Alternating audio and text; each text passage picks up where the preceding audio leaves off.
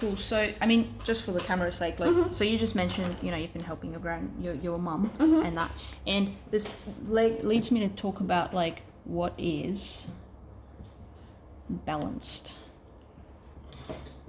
training, at least, and I mean, I can only speak for myself, really. The Perth Canine Craft way. If you want to talk, if you have to label it like that, if you really want to. So the fact of the matter is, right, if you think about the emotional matrix, or, you know, the emotional attitude of dogs, right? So I want you to think, you know, them scales they used to use in the old days where it's like gold and something else and it kind of does this. I don't know how. Yeah. So it's kind of similar to scales, right? And the end of the day, what I love is there's always a trade-off. So if one thing goes up, then something else must go down. So for example, the fuel in my tank goes up, but my wallet goes down. Like that. Does that make sense? Yeah. So if we think about, and lots of people don't realize this, and this is why they're struggling to find people who who match their core values and stuff like that. You have some people who use what we call, it depends, it can be dominance. It can be dominance training, pack leader, like you said. It could even be, some people call it punishment. I don't know. So essentially what they're saying here is those people use what we call negative punishment. Negative punishment, meaning withhold. So, or take it away. So, you know, like you did something naughty, now I take your iPad away, kind of thing. Or positive punishment. And just for the video's sake, this is all about maths, right? Meaning I take something away or I add something. Punishment means whatever the behavior is, I want it to be less likely to happen, okay? And this one is give and aversive.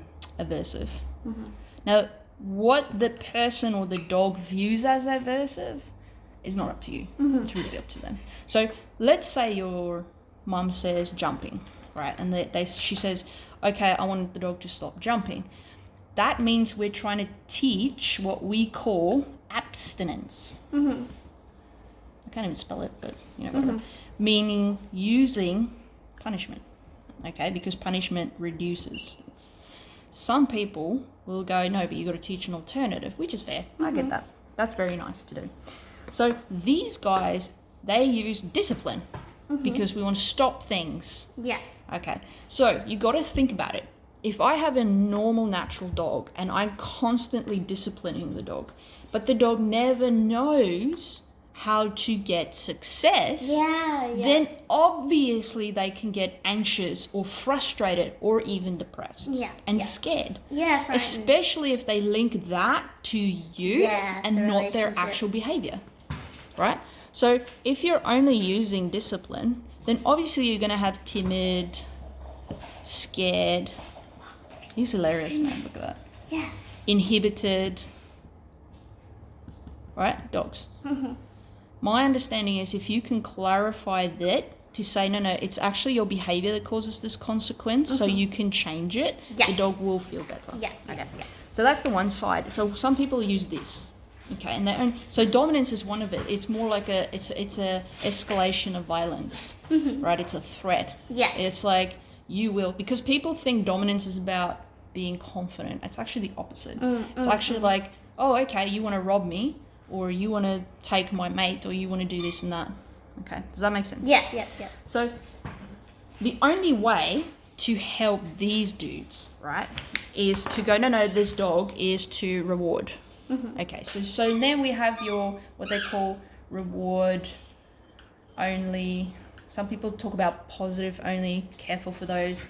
They talk about fear-free. Yes. They talk about that's a big thing. Fear-free. Yeah. Do you know what I mean? Like there's a few of those, which implies like, oh, you can't scare the dog and all this and that and the other. Yeah. All right. So what they do here is they go again, minus reinforcement and plus. So again, that's maths. Yeah. Right. Reinforcement means I want more of it. So keep doing that. Right. So here I go, minus reinforcement means I'm going to nag or pressure or compulsion.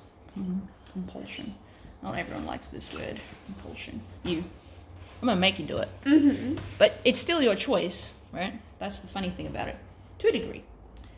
this is where persistence comes in. Or your positive reinforcement, which means I give a reward, which is usually a physical thing, or a reinforcement, like good job, right? Yeah. Again, you're not the one who dictates what's punishment and what's reward. Yeah. That's not how that works. Yeah. So here's the problem. Let's say we have a dog that's quite balanced, and that dog gets rewarded all the time. Guess what happens? You get a brat. Because now we have a brat that can't accept no and says, why can't I have that? So we get what we call demanding, right? These are the dogs that constantly bark. These are the dogs that jump. These are the dogs that do, whatever. So we get a demanding dog. We get a very persistent dog. We get a very, very lots of fuel in the tank kind of dog, right? So I'm trying to remember what it was. It was something in demanding. I can never remember the word. But the point is, these dogs need to learn, no, mate. So the point I want to make is actually with balance training. So my saying is I like to coach both ends of the leash. Okay, this is how I see balance training. With these types of methods, they're not too fussed about the emotional well-being of the dog. Okay, I'm not talking about physical, because they understand to cover the dog's basic needs. Okay, so these guys focus on humans. Okay, and not so much on the dog. Okay, so these guys. However, the thing is, it works because it helps these people to make sure the dogs don't get in trouble with the law and all that sort of stuff. That's why this will never go away. Okay, these guys are the opposite. They care so much for the dog that it doesn't come across like they actually care a lot for the humans. Because for these guys, it's like you have to manage the dog so excessively from not accessing natural things and don't practice bad behaviors and bad habits that it hurts these people. Like, if the dog jumps on you, turn around. If a dog likes jumping, it's what we call a natural reinforcer. This negative punishment won't work because you're not withholding anything. The dog likes being on top of you. So now you're getting scratched, right? That is affecting the human. So the problem is, in the long run with that, if you have dogs with natural instincts, that you can't reward this with something alternative, because the dog's like, but the alternative doesn't pay as much as this one. It's not going to work for the human. And that's my problem. So when I say balance training, I mean I take into account the human's well-being, mentally, physically, emotionally, and the dog's well-being mentally, physically, and emotionally. And then I work around that so that we have harmony between two sentient beings. Okay, and that's when I talk about balance training, that's what I'm doing.